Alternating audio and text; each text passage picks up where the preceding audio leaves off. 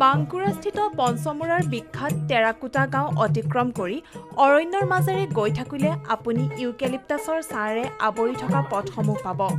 আৰু এই পথেৰে আগবাঢ়িলে 7 কিলোমিটাৰ দূৰত ধনকিৰিডাঙাত উপস্থিত হ'ব পাৰিব, য'ত নাই কোনো যান্ত্ৰিকতাৰ ব্যস্ততা, নাই কোনো হুলস্থুলৰ পৰিৱেশ। এনে লাগে এই মুকলি অৰণ্যৰ ভিতৰৰ সময়বোৰো যেন স্থিৰ হৈহে আছে।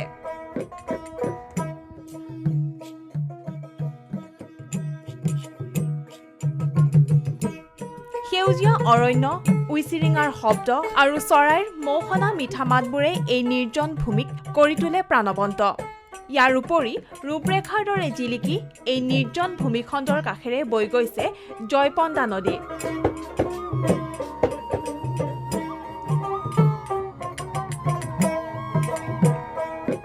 কিন্তু সঠিক প্ৰচাৰৰ অভাৱত বহু পৰ্যটকে নাজানে এই বাংকুৰা খোৱাইৰ কথা।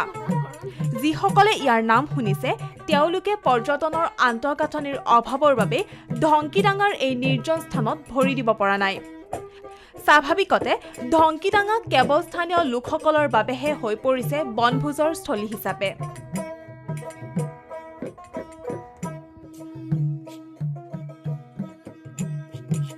একটা পার্কের মতো একটা জিনিস হোক, হোটেল ফোটেল এইসব হলে তো ভালো। লোকজন তো এখানটা অনেকেই সব আসা যাওয়া করছে, নদীর পাড়ে তো অনেক দূর দূর থেকে তো লোক আসছে, হওয়া তো ভালো।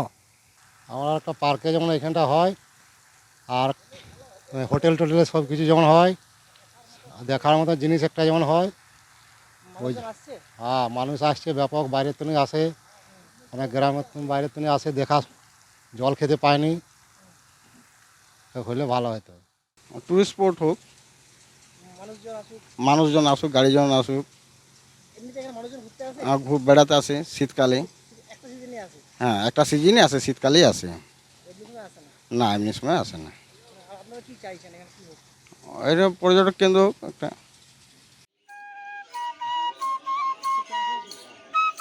ধনকিডাঙাৰ স্থানীয় লোকে ইয়াত এখন পাৰ্ক বা হোটেল হোৱাটো বিচাৰে।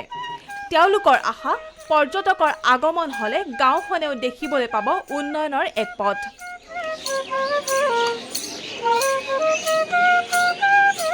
News desk report, ETV Bharat Assam.